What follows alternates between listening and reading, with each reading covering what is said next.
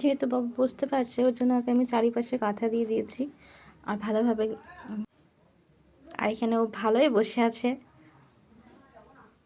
দেখো কত ঠিকভাবে বসে আছে, কোনো সমস্যাই হবে না।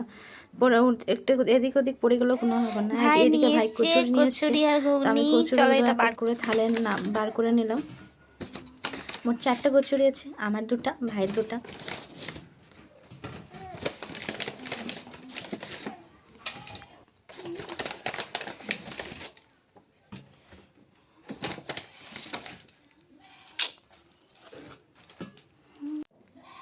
তো চলো আমি এবার এটাকে খুলে নিই।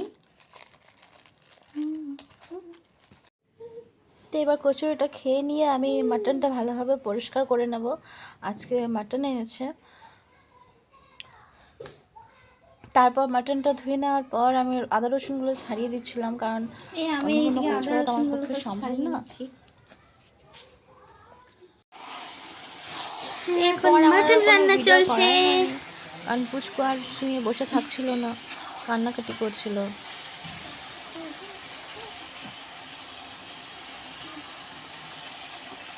তারপর ওকে খাওয়ালাম, চান করালাম, আমার সময় এটাই পেরিয়ে গেছে, আর কোনো ভিডিও করা হয়নি। আজকের ভিডিওটা আমি এখানেই শেষ করলাম। সবাই ভালো থেকো, টাটা।